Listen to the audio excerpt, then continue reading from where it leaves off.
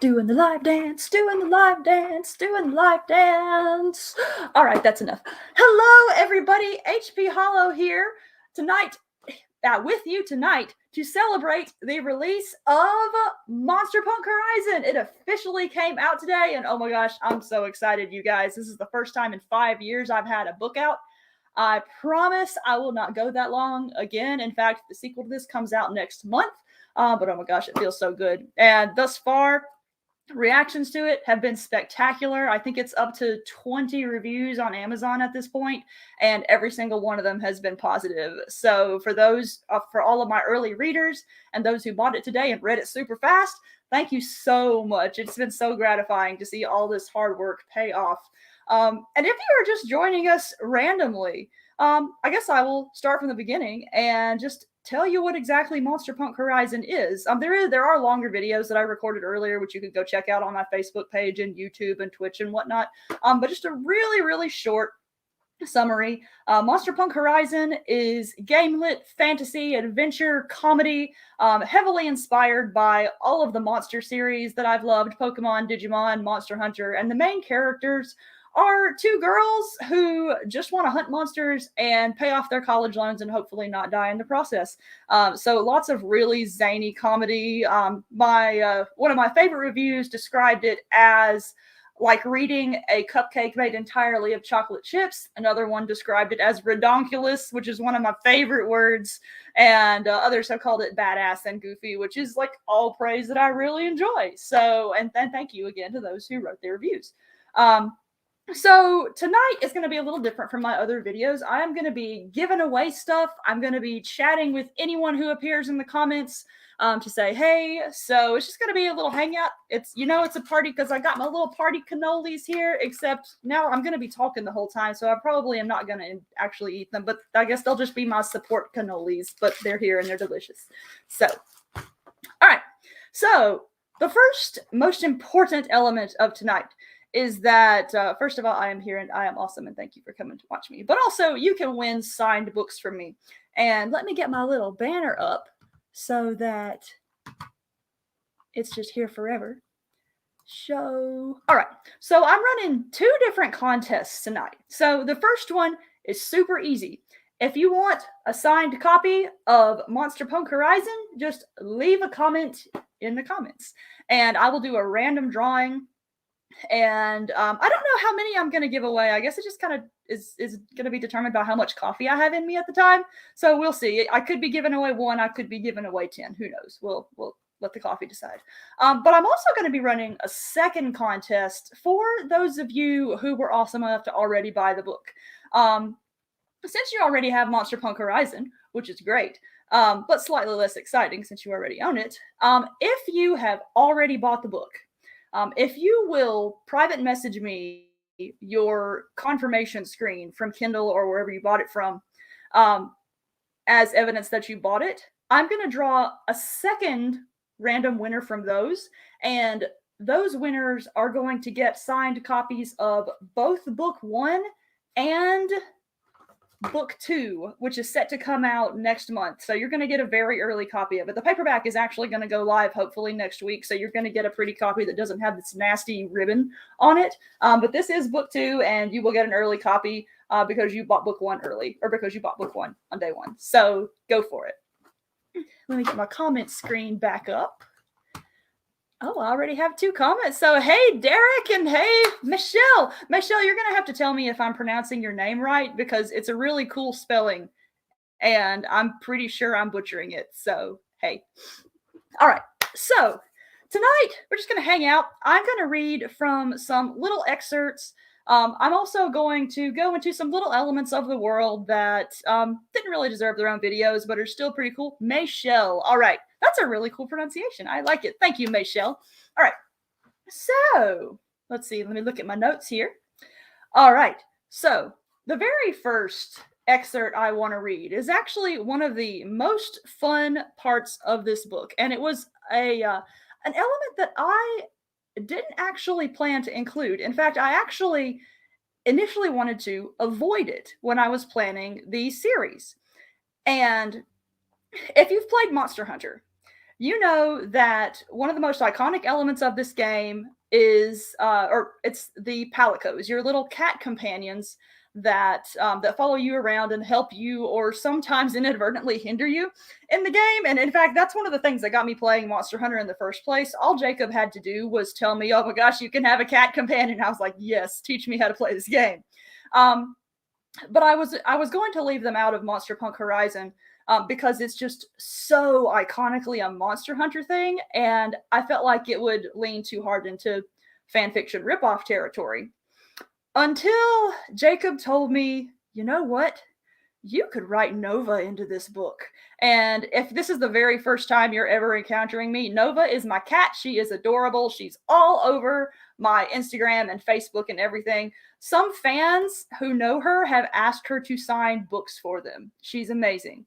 But when Jacob suggested that, I was like, you know what? I have to. Oh, Palibro. I love it, Derek. I'm going to call mine the Palibro now. That's just so cool. All right. But, oh, you know what? I actually brought treats in the hope of luring Nova in here. She's across the house, but she has skills. She may open the door if she hears this. It'll take her a while to get over here. We should see the door open soon, and Nova may join us. She'll probably join us anyway. Anyway, the chapter I am going to read from now is called Catoyance. Catoyance is the name I chose for this universe's equivalent of the Palicos. And it actually came from a gym term. Excuse me. I gotta get adjusted here. I lost my train of thought again, you guys. I need to hold it. I need a cannoli. We're gonna eat a chocolate chip. Our sugar energy. All right. So, in the world of Monster Punk Horizon, gyms are a super big deal. You will find out the full details of why in tomorrow's video about the world building. But when I was designing this world, I used a whole lot of gym references and whatnot, and researched the science of gyms, gemology, whatever, and jewelry. And there's a certain pattern that occurs in gyms called chatoyancy, which I'm probably mispronouncing, but it basically refers to a cat eye shape that manifests inside certain minerals and certain gems. And so once I drew the cat's eye parallel, I was like, you know what? There's a gem motif in this book. I absolutely have to derive the name of the cat characters from this. And so chatoyancy, catoyant, there we go. Anyway, now I gotta find my book. I got a pile over here.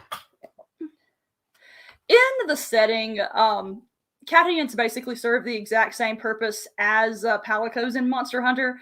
They're like little assistants, and many of them are hunters in their own right. They have their own separate civilization that actually thrives on the fact that they're all adorable but really dangerous in large groups. And so they're a fascinatingly complex little society. But the main characters, Pix and Jaz, they're fairly new hunters. They haven't commissioned any catoyants yet, and so they're going around and hunting for or not hunting in the hunting sense, but they're looking to hire their first catoyants. And they've met at a sort of hunting lodge society event to do so. So here we go.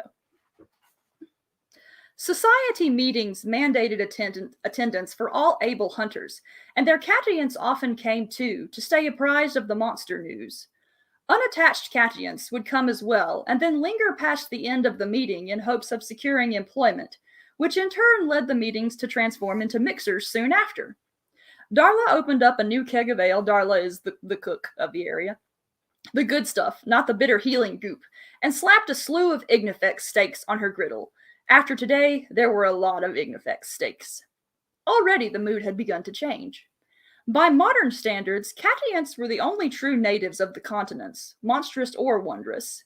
They were here when the sky dropped the first skyborns, and being curious and eager creatures, they'd helped the newcomers to adapt. Their natural charisma kept them from being challenged by most potentially ill-minded newcomers, but when that didn't work, they still had claws, speed, and numbers. A clouder of catoyants could take down an Ignifex with claws alone if they so chose, but with the arrival of the Skyborns, they found they could simply charm the tall people into doing the work for them. and so they'd long ago shifted into the position of a sort of Sherpa, guiding and supporting their hunters in exchange for pay and generally not having to do their own fighting. Not all Catians were Sherpas, but most were, so over the years the term had become synonymous with a hunter's support. Pix and Jaz ordered their ale and perused the choices now. Remember, Jaz, don't just go for the cutest one, Pix said. We need to make sure they're qualified for our needs and in our price range.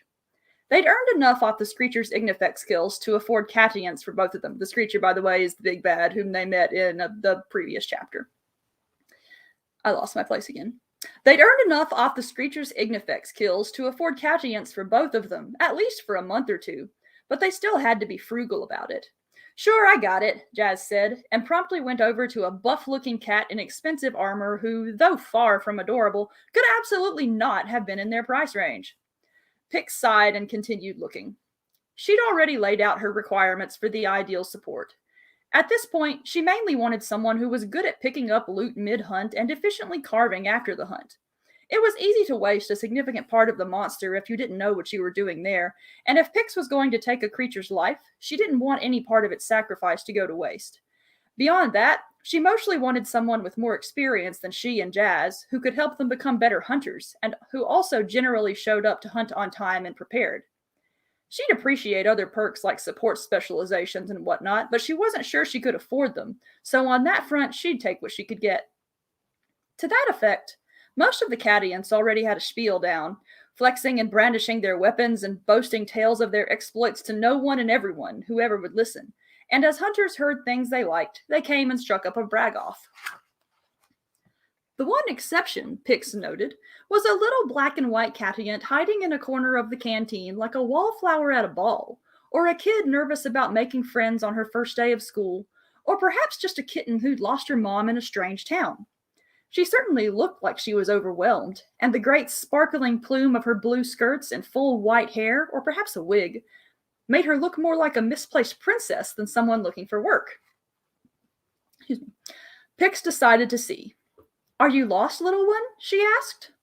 The princess started, as if she hadn't noticed Pix walk up, and then her big golden eyes went all sorts of confused and excited and scared. "Oh, no." Her voice was high and delicate like a child's. "I'm here to find a hunter, but everyone's so much bigger than me." The little cat was indeed a foot shorter than all the other Catiants, but from the wide-eyed way she looked up at Pix, Pix didn't think she was talking about the competition. "If you're intimidated by us, then you'll have a lot of problems with monsters," Pix said gently. "That's what my brothers said too," the princess replied sternly. "They said I'm too little to be a good helper, but I work really hard." At that point, her attempt at sternness cracked into a deluge of tears that was disturbingly disproportionate to her tiny body. The little Catiant covered her eyes with her tiny paws as best she could, as if doubly embarrassed that she'd cried at all, and Pix didn't know exactly what was happening, but it twisted her insides and she wanted it to stop. "Well, what do you do?" she asked. She wasn't going to hire this cat. It was obvious that she hadn't even been on her first hunt, but if she could help her learn how to make herself not look totally incompetent, she would. "I practice every day," the princess sobbed, "but they come by and pick on me and—" "No, I mean, what do you practice? What are your skills?" The little cat paused, as if surprised that Pix was even asking for more detail, but then sniffled harder, as if suddenly realizing she was in the middle of a job interview and botching it horribly. "I have a lot," she moaned, rubbing her eyes. "Specifically?" Pix asked. "I play a lot of instruments. I got a trophy at my last lullaby harp recital. First place. I put the whole audience to sleep." A laugh burst from Pix's mouth before she could stop herself, and the Catiant's eyes went so watery as to suggest an impending flood of apocalyptic proportions. "No, that's good," Pix corrected before she could call a rain of doom upon them all. "It's a lot easier to manage a monster or to damage a monster if it's asleep. That's a useful skill out in the field." It really was a useful skill, and talking about her playing seemed to cheer the cat up a bit, so Pix persisted. "What else do you play?" "My music teacher called my drumming energizing, and I'm pretty good on the horn. I'm okay at the didgeridoo, but it's not supposed to sound good so much as rile the monsters up anyway. I like to follow my brothers when they're stalking lizards and play it when they're trying to sneak." She hid a tiny laugh behind a paw at that, and despite herself, Pix continued to ask, "What about weapon work?" The little Cadian's face brightened considerably at that question, and suddenly she flashed a shaft from behind her back with all the enthusiasm of a kindergartner at show and tell. It didn't look like much, a short wand-like rod that bloomed into a spell-glass bell of a flower, but its simplicity must have hidden some special value. "My gram gave me her old paralily to use. Look! She carved a galvanneal gem and had the lapidary set it in this flower. Isn't it cute?" Now she was genuinely excited and twirled in place as if to expend her energy. "This is one of her armor sets too. She gave it to me. I like it because it's cute." And as the little cat spun in her dress, Pix realized it wasn't just a sparkly dress. It was a complete set of radiant Scintillion armor, its uniquely flexible plates radiating with the light of one of the most powerful stellaric monsters. The wand, too, was no mere toy. Galvanneals hunted by paralyzing their prey with bioelectric shocks and eating them alive while they twitched their last, and good galvanneal gems were among the most sought-after gems in the harbor. This cat was wielding a family heirloom. This cat was wearing better armor than hers. "What's your name, little one?" Pix asked. "It's Nova," the little Catian beamed.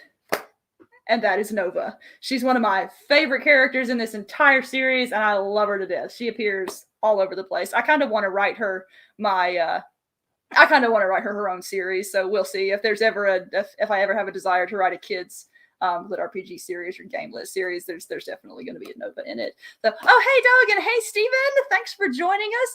And Steven on Facebook says my room looks so awesome. Thank you very much. I put a lot of work into it. Whenever Jacob and I go to cons, I basically pick up a stupid amount of art, and it ends up in here. And so yeah, I love it. All right, so we have a nice little crowd coming in now. Oh hey Dave. Very nice little crowd. So for those who were joining us just now, I want to reiterate the contest situation we have going on here because I think some of you may have come in too late to miss it. So I'm running two different contests here. Contest number one, if you want to win a signed copy of Monster Punk Horizon, just comment. I will do a random drawing.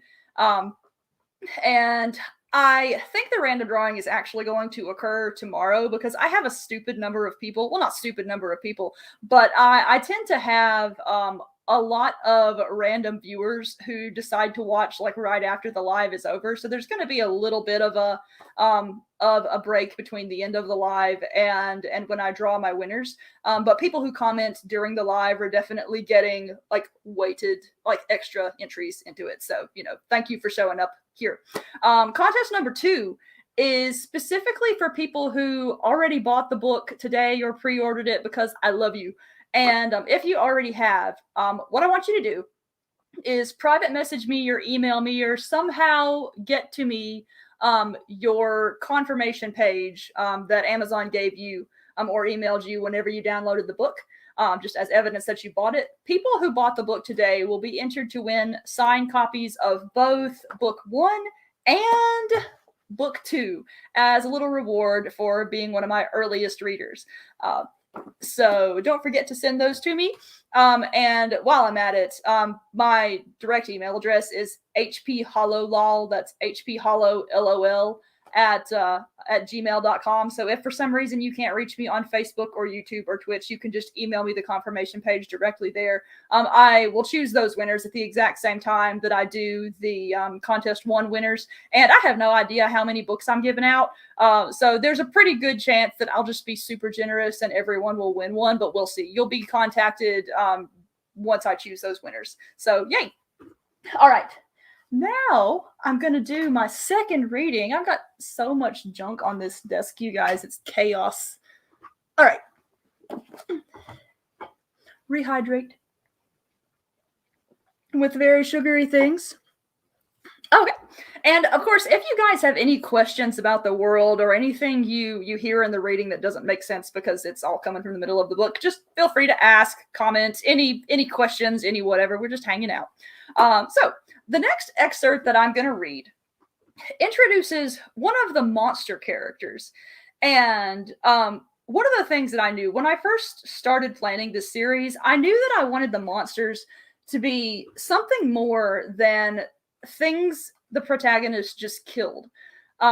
When I first started writing these kinds of stories, if you were listening in the very first video that I recorded a few days ago, you'll remember that part of the inspiration for this series was writing that I did back when I was like 12, 13, 14, and watching Pokemon and Digimon and being introduced to anime for the first time.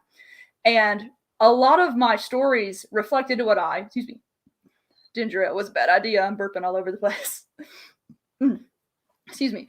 A lot of my writing reflected that, and it was all this crazy combination of monster collecting and monster hunting.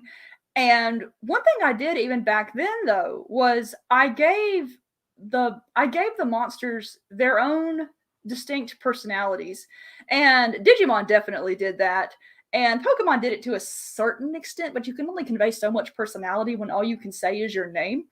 And Monster Hunter does that to a certain extent too, but a lot of the personality that is associated with Monster Hunter monsters is kind of attributed to them by fans, which is honestly one of my favorite things about Monster Hunter as a series. The fans are great. But I really wanted to have dynamic monster characters. And there are, of course, monsters that are just basically animals that the hunters hunt for food or resources or whatever. But there are some that are a step above animal intelligence and that actually become very significant in their own right. And so today I am going to introduce a monster that that Jaz, one of the main characters, has named Harley. It's short for Harlequin Mantis. And this particular monster actually came about because I really like mantises. They hang out on my porch all the time when I'm writing. Like, I've got a little mantis posse, and like so much of my porch just is going to appear in these books, you guys. It's stupid how much of my backyard is going to appear in these books. But I really like mantids, and I think they're the coolest thing. And when I was just stringing together monster names, like I basically just take random words and put them with random animals and see if the name sounds interesting. And Harlequin Mantis was just an interesting sounding name to me. And so today you are going to meet the Harlequin Mantis, who has a huge and awesome role in this book. Let me find the page. Okay, so at this point in the story, the main characters have faced the Screecher, who is the big bad of this story, whom I will just leave you to discover when you read the novel, because I love him. Well, I'm terrified of him, but I love him too. And they've made their plan of attack, and they need certain. They've made their shopping list, their resource shopping list that they need to go to effectively face this monster when they go up against it again. One of the things they have to do is gather a lot of bugs to make this one serum that will be really handy in the battle. And Harley is a purveyor of those bugs. So here we go. We begin with Nova. So who's Harley? Is she another hunter? Of a sort, Jaz replied, then swung her arms out in a flourish. Harley is the queen of the Skull Harbor jungle, first of her name, regulator of the insectine scourge, and purveyor of the finest gossip. She also happens to be a boss at catching bugs. Oh, we're close. They came to the thick drape of vines Jaz had been looking for, and with another flourish, she sprinted out in front of the cart. Cats, it is my pleasure to introduce the Harlequin Mantis. Jaz pulled the vines away like a curtain, and Nova's eyes widened with anticipatory glee.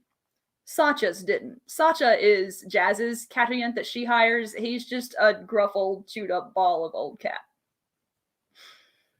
Gorgeous view, but there's nothing there. Oh, there is. You'll see, Jaz said, then turned to call, Hey, Harley, where are you, girl? At once, the clearing before them began to shimmer, like a heat haze or a dissolving mirage, except that when it finished, the oasis still remained, only now it was occupied. The Harlequin Mantis sat by a glamorous waterfall, which fed a river that provided the nourishment for her lush surroundings and herself. She was a literal praying mantis, but she was in no way like the mantids Nova had read about in her monster guides, and not even like those Sacha had encountered in his considerable experience. He guessed that she stood about as tall as the Boss Signifex. It's about 3 stories tall, 4 stories tall. But where his height was filled out by red, scarred flab, hers towered in lithe, graceful limbs and flowing antennae that created the impression of a regal royal headdress. The multicolored patterning of her exoskeleton put one in mind of a similarly regal gown, especially on the abdomen, from which flowed a bustle-like bloom of armored spines that were themselves bejeweled with a spectrum of naturally growing gems. Her praying arms, too, flared out like puffy, elegant sleeves, albeit with puffs made of more chitin armor. She knelt in the sun in the mantis equivalent of repose, relaxing as if she were actual royalty instead of a big-ass bug. In fact, the only thing about her that wasn't regal, well, except for being a bug, were the gems growing from her armor and back, which were beginning to look ragged and uncomfortably large. By the way, gems in this setting grow on and in monsters, and sometimes if the gems get too big, the monsters get annoyed with it and try to rampage them off. So the hunters will go and go mine the gems off of the monsters to keep them from rampaging. Let's see here. Pix glanced to Nova, as if fearing the little cat might run in terror, but instead Nova's paws went to her cheeks and she exclaimed, "Wow, she's beautiful." That caught the mantis' attention. She stood with slow, elegant grace and strode over to them, arms spread as if welcoming them to court, and then lowered her head as if to speak. The noise that came out was not words, but rather the gooey clicking of mandibles, but Jaz had a solution for that. Once upon a time, Jaz had been curious to see what would happen if one put an earworm in a monster's ear. An earworm is a little monster that basically allows the hunters to communicate telepathically in close range if they slide it into their ears. Specifically, if one could thus listen in on monsters' thoughts or even communicate with them.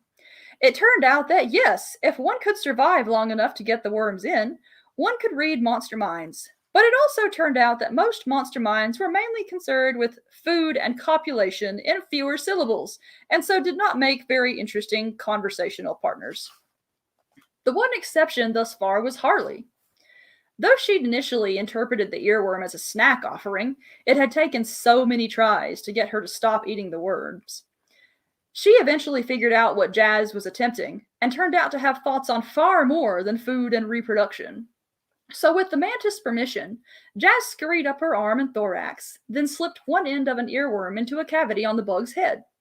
Jaz paused for a moment as if listening, then replied aloud, "Oh yeah, girl, I know, yesterday was frickin' bonks." She paused again, then inexplicably turned to sniff her armpit. "Do I really? Oh yeah, I didn't bathe afterwards, so I guess you're right. What's he smell like?" Pause. "Yeah, I guess he's got good legs. I mean, I don't know what the standard is for bugs." "What's going on exactly?" Sacha called up, confused. "Harley says the Screecher's in the mood for love and he smells damn sexy." "What?" Pix exclaimed. "Doesn't sound like her type, though," Jaz continued after another gooey chitter. "Says she's already had her fill of angry, whiny men, and her resolution this year was to swear off toxic relationships." "Well, I guess that's a relief," Pix sighed. "Is she talking to that bug?" Sacha said. Pix sighed again and nodded. "Yes, she is." Sacha blinked, then exclaimed what Pix assumed was meant to be a how and why, but came out as a what? So she recounted a short version of the entire stupid course of events. At the end of it all, Sacha just shrugged. "Well, if I die of dumbassery with you two, at least it'll be interesting dumbassery." In the meantime, Jaz had continued talking to Harley. "Oh yeah, you can suck 'em dry, we just need the corpses." Pause. "We'll take care of your gems as payment. Sound good?" Harley made a gesture that Pix assumed was of grateful relief, and then lowered Jaz to the ground. "How does a creature like that even go unnoticed?" Sacha said, again marveling at her size and bombastic patterning. "Invisibility aside, you'd think she'd leave an obvious trail when hunting." "She doesn't have to hunt," Jaz said. "Get ready." To that, Harley drew herself up as if concentrating on something. Soon, some of her ornamental spines fluttered, but other than that, it wasn't immediately obvious what had happened. Until the buzzing started. It began slow, with small, inconsequential bugs, but then the larger heat-bred variants of the jungle began to appear, and soon the clearing was swarming with insects of all kinds. Jaz began to unload the empty barrels. "Time to get to work." Yay! Nova bubbled, and jumped off the cart to swing her paralily through the air. Every bug in its arc dropped to the ground, twitching. I got some for you, Mr. Sasha, she beamed, and promptly went to paralyze any others she could reach. Sasha, meanwhile, shot through the clearing like a rogue assassin, somersaulting through the air, rocketing his twin blades through the carapaces of some encroaching waspas, and greeting each kill with a barbaric whoop. Sasha, by the way, has basically rocket-powered dual blades because it seemed like a properly stupid idea, and I love it. And plus, I want some rocket dual blades. Getting a bit excited there, Jaz commented. I hate waspas, Sasha replied, blasting his blades into two more as he said it. While the cats worked on killing and collecting bugs, Pix and Jaz unfolded their secondary kits consisting of various pickaxes, polishing pads, and simple lapidary materials. They weren't trained lapidaries, gem cutters, but having the necessary tools on hand often enabled them to avert potential rampages simply by mining monsters for their gems. Gems grew naturally under the dazzling skies, as commonly as and predictably as plant and animal life, and often on or in the excuse me, I need water here, or need ginger ale rather. Had a little catch in my throat. I'm just going to start from that other sentence. Gems grew naturally under the dazzling skies, as commonly and predictably as plant and animal life, and often on or in the plant and animal life, absorbing the properties of that flora and fauna. It was why monster gems in particular were so incredibly valuable, and also why monsters sometimes caused dangerous problems.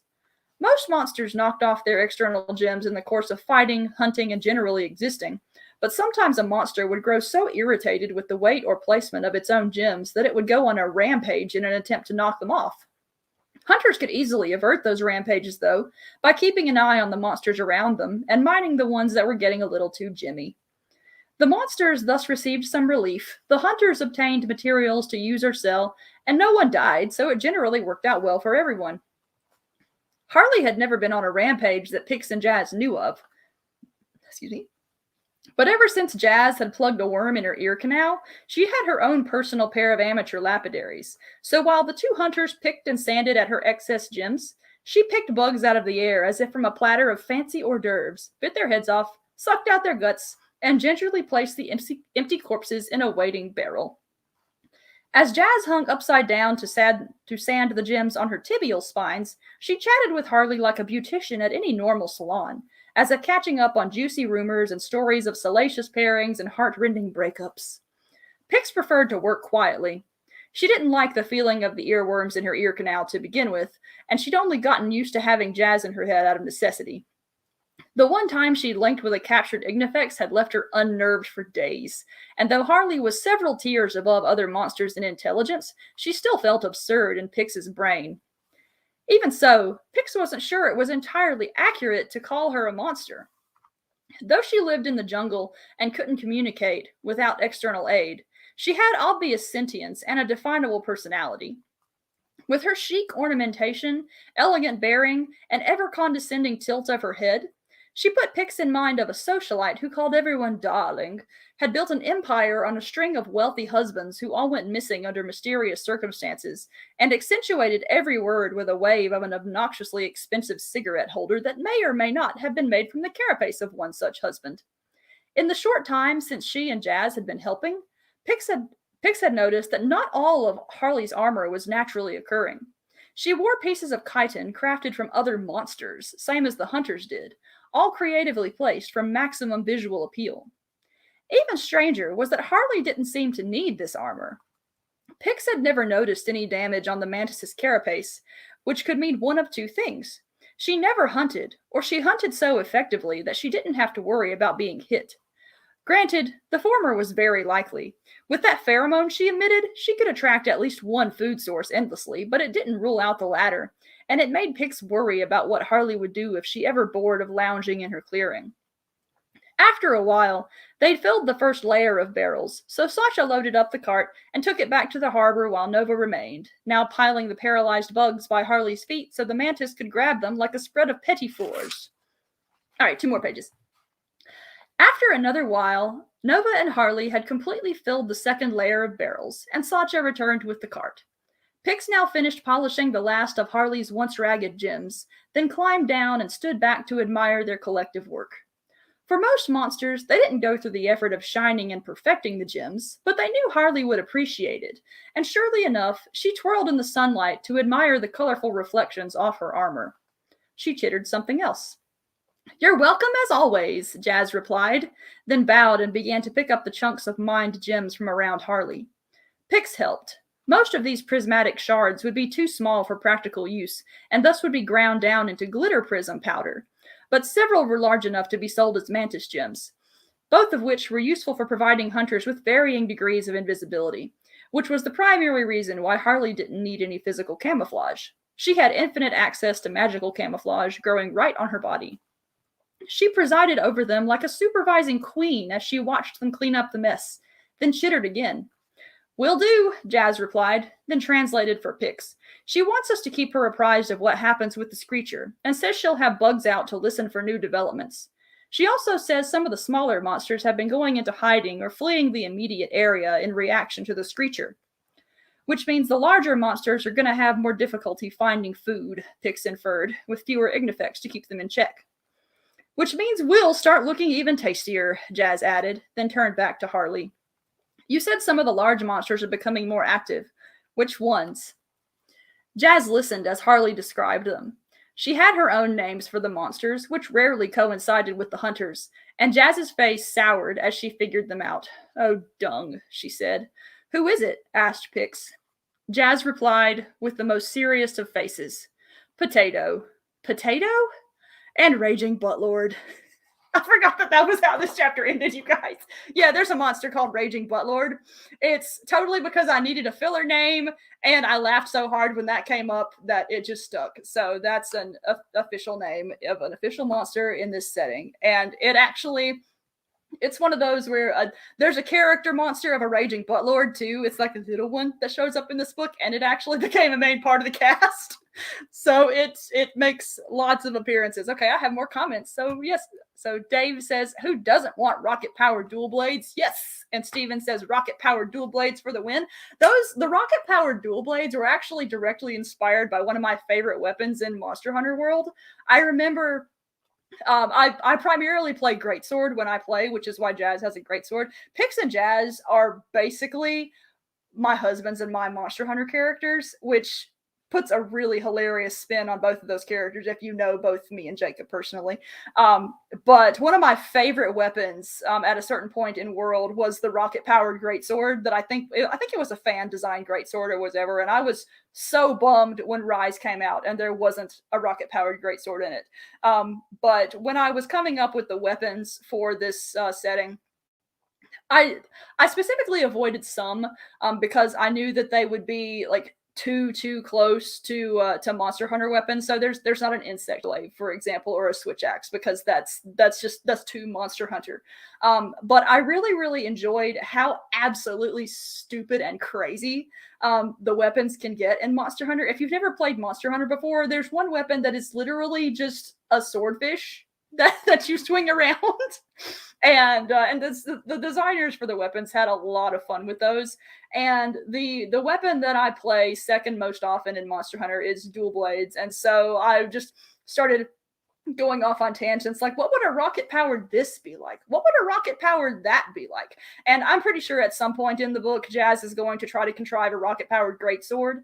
But it seems like a fun idea to give Sacha rocket powered twin blades, rocket powered dual blades, just because it has that sort of absurd, impractical, but awesome vibe about it with in terms of Monster Hunter similarities. But oh yeah, Derek just mentioned the rocket-powered greatsword.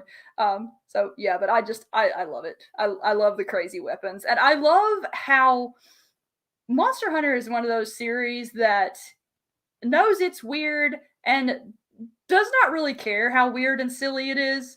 It's that's one of the things that really appeals to me about it. Like I love in Monster Hunter World was really the Monster Hunter game that got me into the entire franchise. Jacob had played it for several years before I got into it, and I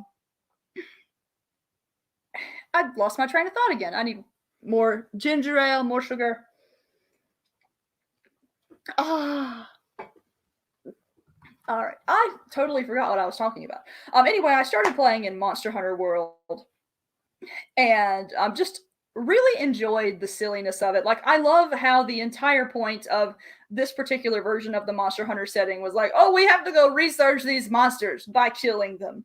And I think there was a point. I think that changed with Iceborne with the expansion that came out. But there was a point where every single quest like had the exact same sort of flavor text. There was just no attempt to even slightly explain why these, or no attempt to even slightly justify hunting as the method of research. I love that, and that's one of the things that I parody really heavily in Monster Punk Horizon. Like these characters, they did come over to this continent to do research, but most of them just kind of end up hunting things because it's fun.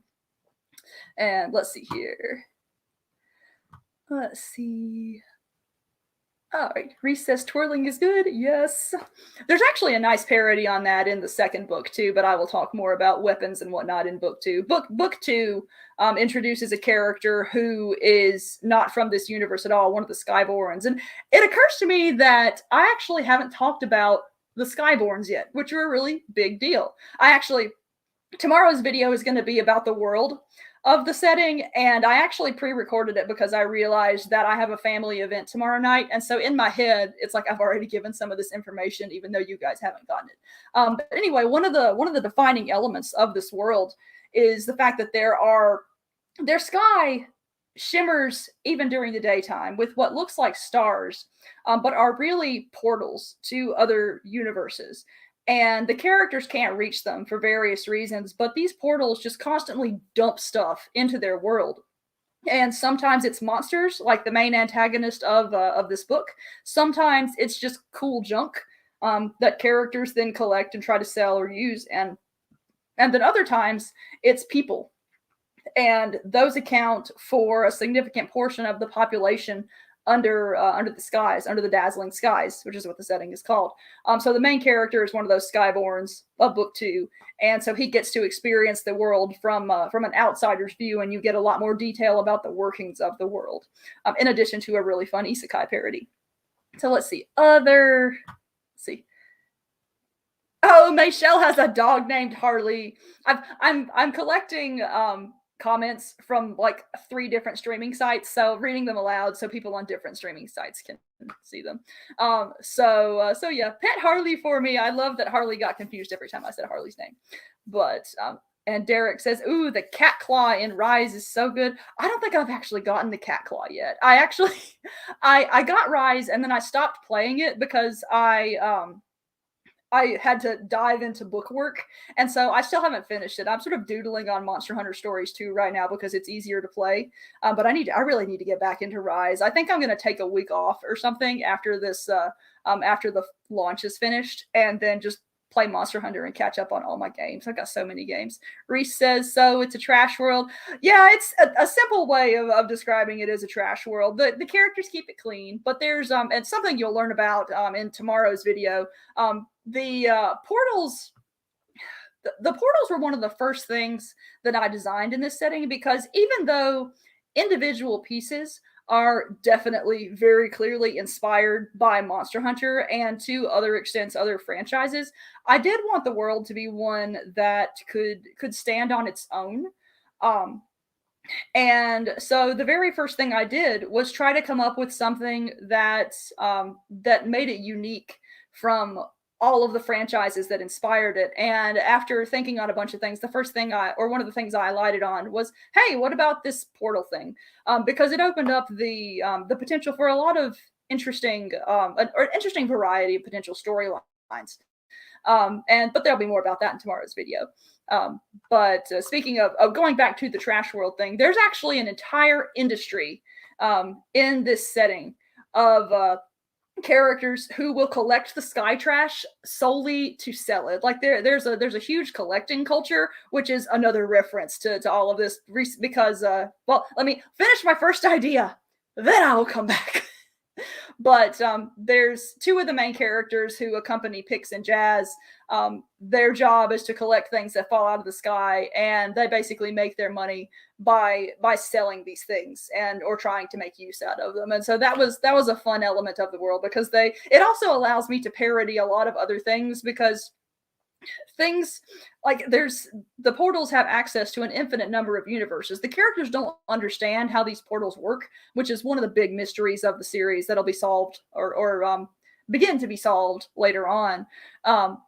But it also allows me to just have all sorts of interesting random things, say from our world, drop in. Now, trying to remember the other point I was going to make. Oh, collecting.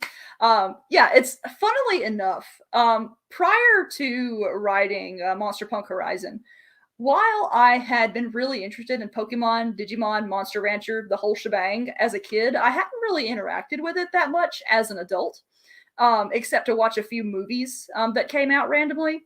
And the funny thing is, the process of writing Monster Punk Horizon got me back into collecting a lot of those things. Like I had finished writing all 3 books, and suddenly Jacob showed me this random article at one point about how in 2020 the Pokemon collecting market had gone insane, and prices had skyrocketed, and it was definitely like people were basically spending all their stimulus checks on collecting cards, basically what it was. And so I was like, you know what, my Pokemon cards have been sitting in a binder in my closet for 10 years.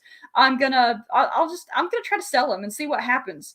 And so as I started doing research and figuring out what to sell various cards for, I started that week wanting to sell all my cards, and ended that week getting hardcore back into Pokemon collecting, and so that naturally found its way into the series too. Book 3 was kind of an adventure to write. Jacob actually wrote the first draft of book 3, and so my job after he wrote it was to go back in and fill in spaces where he'd said, Heather, write this. And at that time, I was already well into Pokemon and Digimon collecting and whatnot by the time it was time for me to edit book 3.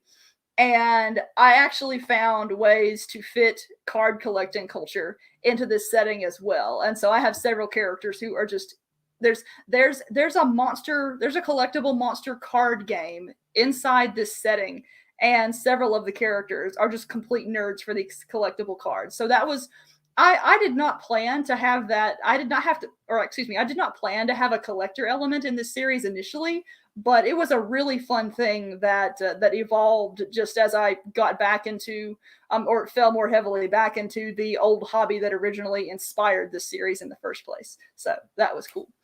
Well, we are going on an hour here, and man, this has been a really fun night, you guys. So thank you everyone for joining me. Again, if you want to try to win something, squeak a comment in there, or don't forget to send me your little confirmation number on Kindle if you've already bought it. I will do the drawings probably sometime tomorrow. So if you're watching this from the future as well, you can still comment. You can still send me stuff. Basically, as long as you comment before I do the drawing, probably, you know what, I'm actually probably going to do it Saturday morning because of that family thing. So yeah, comment. But again, because for those of you who watched live, you do get extra entries because you did watch live, and that's awesome. I think this is the highest audience I've ever had. So yay. Thank you so much, you guys. But if you have not bought Monster Punk Horizon yet, it is out on Kindle. The audiobook should be coming soon. I'm waiting on the final files from my my narrator. My narrator, by the way, is Tess Irondale, and she has done a spectacular job with the series. I just have her making like a few little word choice edits. So it's pretty much done. I've just got to click approve. But the audiobook will be coming soon. Book 2 of Monster Punk Horizon comes out November 18th. And book 3 comes out December 23rd. So it's a perfect Christmas present. And those are all getting audio as well. And I'm going to be doing similar launches like this for those two. So more chances to win things. But thank you again for watching. And that's it for tonight. Bye.